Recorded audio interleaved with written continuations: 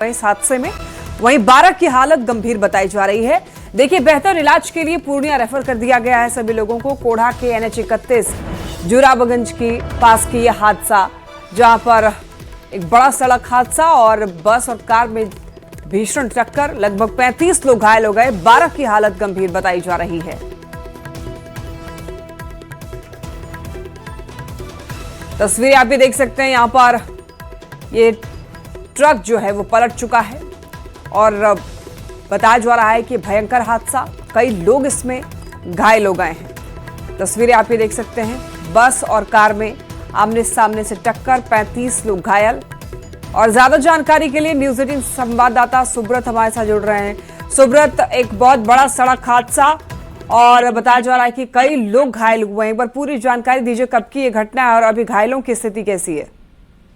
देखिए, आहले सुबह की यह घटना है और NH31 कोढ़ा जुराबगंज के पास की यह घटना है। बताया यह जा रहा है कि बंगाल के कूच बिहार जिला के दीनहाटा के रहने वाले ईट भट्टा के मजदूर जो नवादा जिला में काम करते थे, वो बस पे सवार होकर अपने घर लौट रहे थे। इसी दौरान एक कार को बचाने के चक्कर में यात्रियों से भरी बस अनियंत्रित हो गई और बस में लगभग 50 से अधिक यात्री थे, जिसमें 35 यात्री घायल होने की बात बताया है, जिसमें 12 की स्थिति गंभीर है। हालांकि कुछ लोगों को प्राथमिक उपचार के बाद छोड़ दिया गया और जब 1 दर्जन से अधिक लोग घायल, गंभीर रूप से घायल है, उन्हें बेहतर इलाज के लिए पूर्णिया सदर अस्पताल रेफर कर दिया गया। हालांकि पहले सुबह की इस घटना से NH31 कुछ देर के लिए जाम निश्चित तौर पर हो गया था, लेकिन स्थानीय पुलिस और प्रशासन के प्रयास से फिलहाल परिचालन सामान्य है और जो घायल है उन लोगों का इलाज चल रहा है। प्रशासनिक अधिकारी भी तत्पर दिख रहे हैं और जो परिजन है। सुब्रत, क्या सभी लोग सुरक्षित हैं? किसी की जान तो नहीं गई इस हादसे में? नहीं, देखिए, बड़ी बात और राहत की बात यह है किसी की जान नहीं गई, लेकिन 12 लोगों की स्थिति लगभग गंभीर है और उन लोगों का इलाज पूर्णिया सदर अस्पताल में चल रहा है। बहुत शुक्रिया इन तमाम जानकारियों के लिए सुब्रत।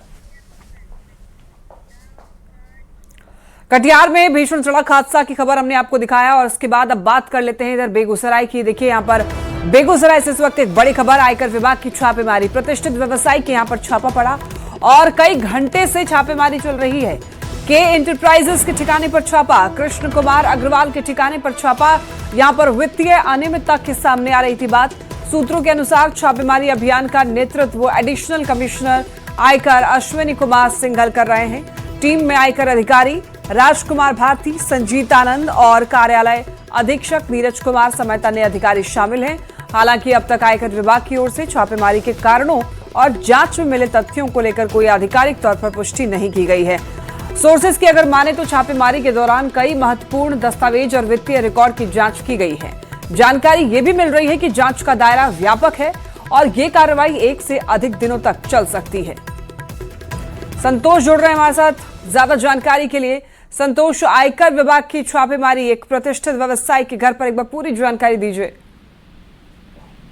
जी बिल्कुल, अगर आधिकारिक तौर की बात की जाए तो अभी आधिकारिक स्तर से कोई जानकारी नहीं दी गई है कि किस वजह से ये छापेमारी की गई है और अब तक क्या क्या सफलताएं हासिल की गई हैं। लेकिन जो अनुमान लगाया जा रहा है वो वित्तीय अनियमितता का आरोप लगाकर जो है के इंटरप्राइजेस पर छापेमारी की गई है और सूत्रों के हवाले से ये खबर है कि कुछ कागजात बरामद किए गए हैं जिनकी सघन जाँच पड़ताल की जा रही है और उम्मीद किया जा रहा है कि ये छापेमारी अभी कई दिनों तक जारी रह सकती है। इस छापेमारी की वजह से मैं इतना कह सकता हूं कि जिले के और जो कारोबारी हैं उनमें भी हड़कंप मचा हुआ है और सभी कारोबारियों की नजर इस छापेमारी पर है कि आखिर क्या निकल के आता है और आधिकारिक बयान के बाद ही ये स्पष्ट हो पाएगा कि आखिर क्या सफलता जो है आयकर विभाग को मिल पाई है।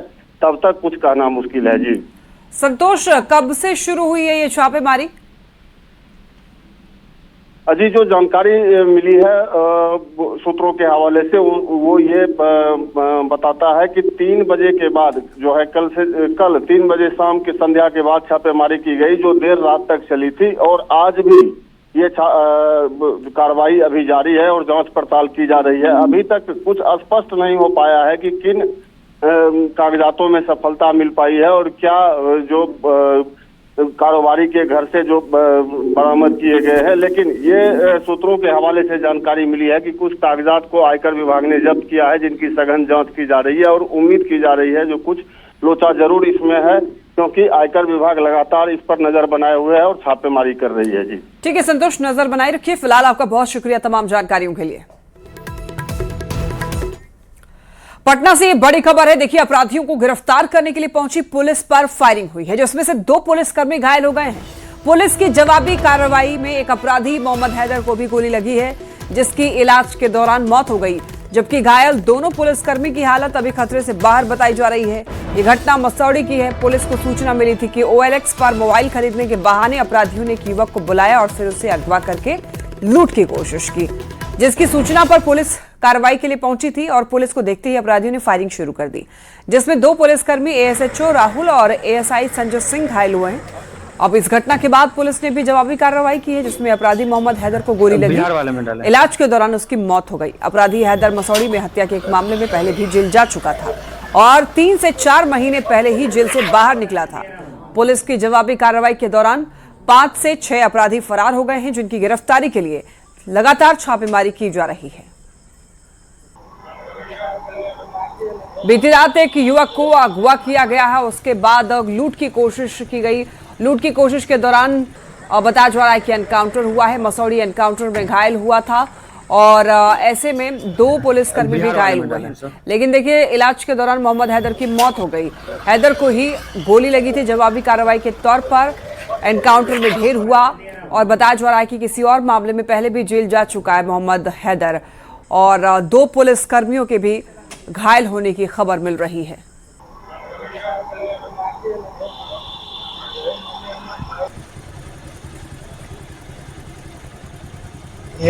और इसके साथ ही यह सूचना मिली कि पुलिस की जवाबी कार्रवाई में एक अपराधकर्मी को भी गोली लगी है। सूचना का सत्यापन किया गया और उसके बाद उन सभी अपराधकर्मियों का रूट ट्रेस किया गया। सबसे पहले वहाँ से पुनपुन PHC पहुँचे। पुनपुन PHC के बाद ये इन्हें रेफ़र कर दिया गया PMCH।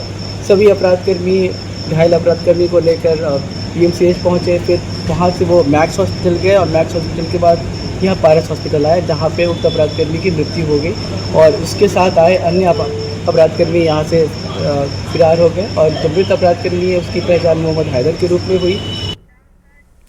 दरभंगा से एक बड़ी खबर, जहां पर एक बाइक एजेंसी के शोरूम में हत्या की खौफनाक वारदात हुई है। यह घटना अशोक पेपर मिल थाना क्षेत्र के चंदनपट्टी गांव स्थित बाइक एजेंसी के शोरूम की है, जहां कर्मचारी मोहम्मद फैज अपनी कुर्सी पर बैठा था, तभी एक युवक आता है, अचानक से रॉड से उसके सिर पर हमला कर देता है। इसके पहले कि युवक कुछ समझ पाता, बताया जा रहा है कि ताबड़तोड़ उसके सिर पर हमला किया गया, उसकी हत्या कर देता है। जघन्य हत्या के बाद भी युवक कैंची से उसके गर्दन और सीने पर कई बार हमले करता है और हत्या के बाद आराम से स्कूटी लेकर के निकल जाता है। बताया जा रहा है कि पुरानी रंजिश में ही इस हत्या की वारदात को अंजाम दिया गया है। ये देखिए, ये CCTV फुटेज सामने आया है, जहां पर ये रॉड इसके हाथ में है और यहां पर बुरी तरीके से सिर पर वार किया जाता है। ये देखिए, ये कुर्सी पर बैठा व्यक्ति है जिस पर वार करता है रॉड से। ये हमने ब्लर कर दिया है, ये आपको नहीं दिखा सकते हैं, आपका मन विचलित हो सकता है, इसीलिए हमने इसको ब्लर किया है। लेकिन जिस तरीके से मारता है, इस व्यक्ति की हत्या की जाती है। मर जाने के बाद भी बताया जा रहा है कि कैंची से वार किया जाता है। जघन्य अपराध की घटना को अंजाम दिया गया और बड़े ही आराम से देखिए स्कूटी लेकर के फरार हो जाता है। ये एक्सक्लूसिव तस्वीरें सामने आई है। एक बाइक एजेंसी के शोरूम में हत्या की एक खौफनाक वारदात।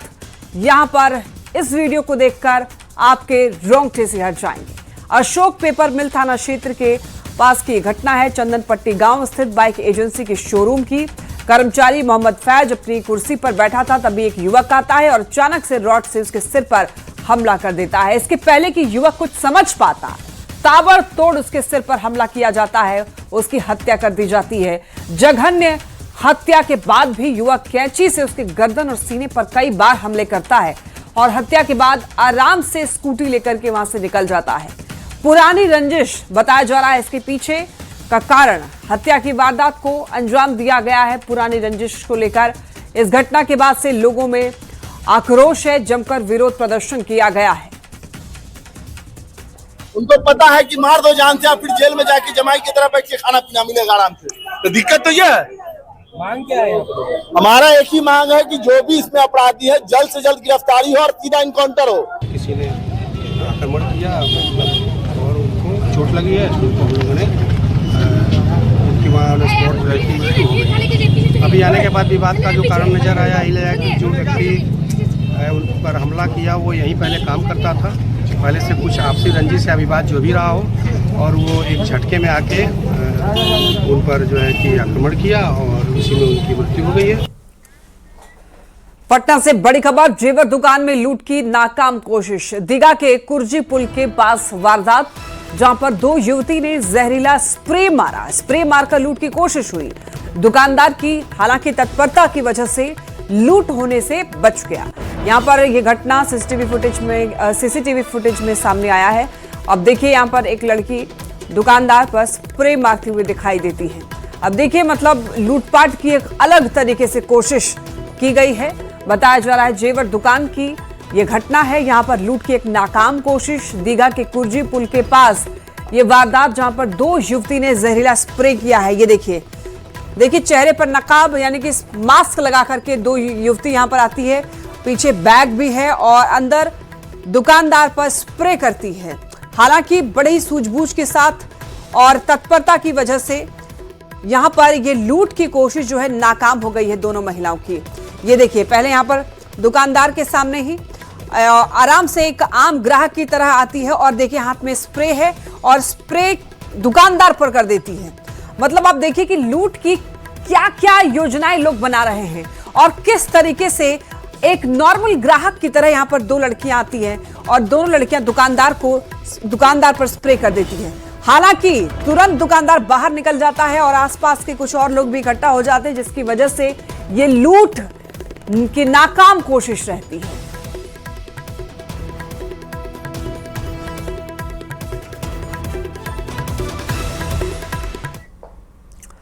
बढ़ते खबरों में आगे एक बड़ी खबर मोतिहारी से, जहां पताही प्रखंड को यहां पर पदमुकेर गांव में खाना बनाते समय बड़ा बताया जा रहा है कि धमाका हुआ। घर में प्रेशर कुकर फटने की वजह से एक ही परिवार के 4 लोग गंभीर रूप से घायल हो गए।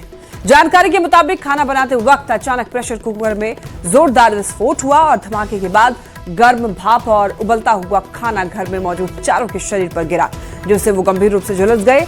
हालांकि चीख पुकार सुनकर, शोर सुनकर के स्थानीय लोग मौके पर पहुंचे और सभी घायलों को अस्पताल पहुंचाया गया, जहां सभी का इलाज चल रहा है। तो देखिए बताया जा रहा है कि पताही प्रखंड के यहां पर पदुमकेर गांव में खाना बनाते समय एक बड़ा धमाका हुआ। प्रेशर कुकर फटने की वजह से एक ही परिवार के जितने सदस्य थे 4 लोग गंभीर रूप से घायल हो गए।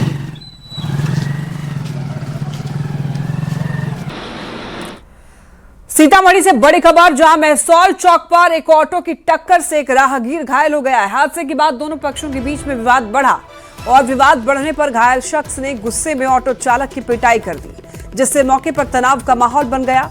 मामले की सूचना मिलते ही पुलिस मौके पर पहुंची और दोनों पक्षों को शांत कराया।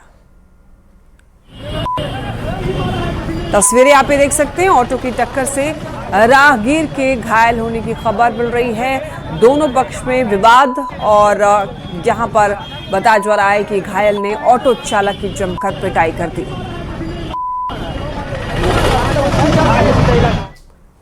पटना से बड़ी खबर, बिस्कोमान भवन के 13वें मंजिल पर आग लग गई। दमकल की कई गाड़ियां पहुंची, आग पर काबू पाया गया। हालांकि कड़ी मशक्कत के बाद अग्निशमन विभाग के अधिकारी भी मौजूद रहे। सुबह 3:45 पर आग लगी थी। लगभग 4 बजे के करीब की यह घटना है। आग से हड़कंप मच गया। 13वीं मंजिल पर आग लगने की यह खबर। दमकल की कई गाड़ियां मौके पर पहुंची। ये देखिए तस्वीर आपको दिखा रहे हैं, एक्सक्लूसिव तस्वीरें। 4 बजे के आसपास की यह घटना है और यहां पर तुरंत ही फायर ब्रिगेड की गाड़ियां मौके पर पहुंची। एक्सक्लूसिव तस्वीरें आपको दिखा रहे हैं। बिस्कोमान भवन में 13वें मंजिल पर भीषण आग लगी की ये तस्वीरें और हालांकि बताया जा रहा है कि तुरंत ही फायर ब्रिगेड की गाड़ियां पहुंच गई और आग पर काबू पा लिया गया। 5 मिनट के अंदर यहाँ पहुँच गए थे और चूँकि लाइट काट दी गई थी, लिफ्ट काम नहीं कर रहा था, तो शेयर से ही हम लोग ऊपर गए। वहाँ जाके देखें कि संभवतः वो पेट्रोल का ऑफिस है और बिजली की शॉर्ट सर्किट से आग शुरू हुई थी। जो AC को और जो उसका सीलिंग था, फॉल सीलिंग, वो सब जगह पर वो आग पकड़ लिया था। उसके बाद हम लोगों ने दोनों तरफ से हाइड्रोलिक लगा के और शेयर के माध्यम से अपने वो हॉस्पिटल को भेज के उस पर पूरी तरह से कंट्रोल कर लिए हैं। लगभग कितना देर का मशक्कत लगा? हम लोग को 45 मिनट लग गया था इस आग को पूरी तरह से कंट्रोल करने में। किसी हताहत होने की सूचना? किसी के हताहत नहीं, कोई। और देखिए, पटना से खबर मिल रही है जहां अपराधियों ने एक डॉक्टर के घर को निशाना बनाया और लाखों की संपत्ति चोरी कर ली। चोरों की ये पूरी करतूत सीसीटीवी कैमरे में कैद हो गई है। दानापुर के रूपसपुर में सरयुग वाटिका अपार्टमेंट में डॉक्टर के घर बताया जा रहा है जो रांची में कार्यरत है। डॉक्टर की मां के नाम पर यह फ्लैट है। पूरा परिवार मां के इलाज के लिए अप्रैल महीने से ही रांची में रह रहा है और घर में ताला लगा हुआ था, लेकिन 12 जून की सुबह अपराधियों ने घर को निशाना बनाया, ताला तोड़कर घर में घुसे और लाखों के सामान चोरी करके आराम से फरार हो गए। बताया जा रहा है कि इसी दिन अपराधियों ने इस अपार्टमेंट के 3 फ्लैट को एक साथ निशाना बनाया है। पीड़ित परिवार ने रूपसपुर थाना में आवेदन दिया है जिसके मुताबिक चोकर सेट, डायमंड सेट, सोने की चूड़ियां, नेकलेस और कई बताया जा रहा है कि यहां से जेवरात चोर लेकर के फरार हो गए। और 2 तस्वीरें, एक्सक्लूसिव तस्वीरें आपको दिखा रहे हैं। दबे पांव घर में चोर आराम से घुसते हैं और बड़े तसल्ली से चोरी कर जाते हैं। सीसीटीवी कैमरे में ये चोर जो देखिए इनकी तस्वीरें कैद हुई है। हालांकि चेहरे पर नकाब है, यानी कि रुमाल से अपना मुंह ढक लिया है इन्होंने। और जिस तरीके से पूरे घर को खंगाला है और सब कुछ लेकर के फरार हो गए हैं, ये तस्वीरें। और अब खबर बाढ़ से, जहां एनटीपीसी थाना की पुलिस एक आरोपी को मेडिकल जांच के लिए सदर अस्पताल लेकर पहुंची थी और इसी दौरान अस्पताल परिसर में पुलिस गाड़ी अचानक से खराब हो गई और स्टार्ट नहीं हो सकी। गाड़ी को चालू करने के लिए पुलिस कर्मियों ने काफी देर तक धक्का लगाया, लेकिन गाड़ी स्टार्ट नहीं हुई। इस दौरान पुलिसकर्मी पसीने से तरबतर हो गए। बाद में मैकेनिक को बुलाना पड़ गया और गाड़ी की मरम्मत कराई गई, जिसके बाद गाड़ी फिर स्टार्ट हुई। अब देखिए, इस घटना के बाद पुलिस गाड़ी की हालत पर सवाल उठ रहे हैं। अपराधी को मेडिकल जांच के लिए लेकर जाने के दौरान ऐसी चूक पुलिस व्यवस्था पर गंभीर सवाल खड़े करती है। सबसे बड़ा सवाल यही है कि ऐसे में अगर पुलिस अपराधी पर किस तरह लगाम लगाएगी। पुलिस जहां बिहार में हाईटेक होने की बात करती है, क्या वहां गाड़ी खराब हो जाना दावों की पोल नहीं खोलता है? और देखिए, इस खबर पर न्यूज़ 18 सवाल पूछता है, गाड़ी खराब होगी तो गश्ती आखिर कैसे होगी? और सवाल ये भी कि क्या गाड़ी की नियमित जांच नहीं की गई थी? सवाल ये भी, हाईटेक पुलिसिंग के दावों का क्या हुआ?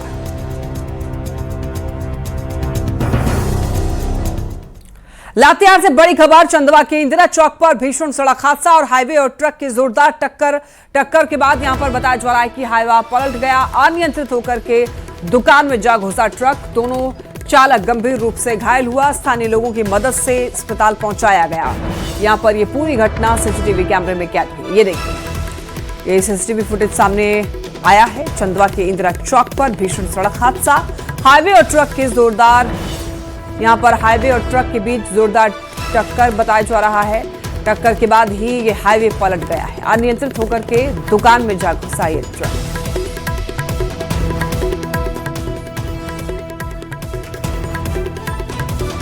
देखिए, यहां पर ये तस्वीरें, हाईवे और ट्रक के बीच जोरदार टक्कर की यह खबर। चंदवा के इंदिरा चौक पर भीषण सड़क हादसा। अब देखिए, यहां पर बताते चलें कि टक्कर के बाद यह हाईवा पलट गया। अनियंत्रित होकर के दुकान में जा घुसा ट्रक, दोनों चालक गंभीर रूप से घायल हो गए। गिरिडीह के धरियाडीह इलाके में देखिए, हाउस लिफ्टिंग तकनीक की मदद से एक पक्के मकान को बिना तोड़े करीब 7 फीट ऊंचा उठाया जा रहा है। सड़क से नीचे होने के कारण इस घर में हर बारिश में ही जलजमाव की गंभीर समस्या होती थी, जिसके लिए इस पूरी प्रक्रिया के लिए मकान के नीचे मजबूत स्टील बीम और करीब 80 मैकेनिकल जैक लगाए गए, जिन्हें एक समान गति से मैनुअल तरीके से ऑपरेट किया जा रहा है। इंजीनियरिंग संतुलन का पूरा ध्यान रखा गया है ताकि दीवारों में दरार ना आए।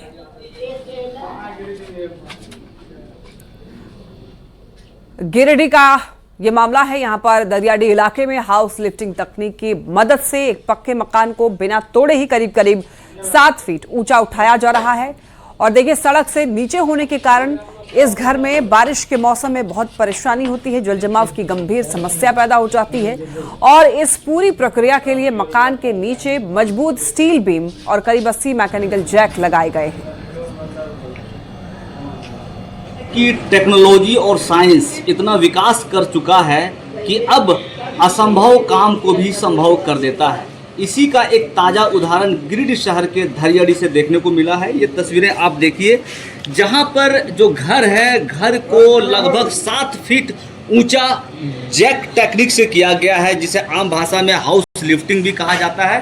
ये तस्वीरें आप साफ देख पा रहे होंगे, यहाँ पर लगभग 80 की संख्या में जैक का इस्तेमाल किया गया है और जैक भी 2 प्रकार का होता है, एक मैकेनिकल जैक और एक हाइड्रोलिक जैक। लेकिन यहाँ पे जो जैक लगा हुआ है सारा मैकेनिकल जैक है, यानी इसे मैनुअली ऑपरेट किया जाता है। बरसात के दिन में पानी जमा हो जाता है और 2-3 महीने से पानी रेगुलर रखता है। सबसे पहले मिट्टी निकालते हैं, दीवार तोड़ के जग लगाते हैं, जग लगा करके चैनल लगाते हैं, चैनल लगा करके मेरा कारीगर मिस्त्री आता है, 1 फीट ऊंचा करता है, 1 फीट दीवार जोड़ता है।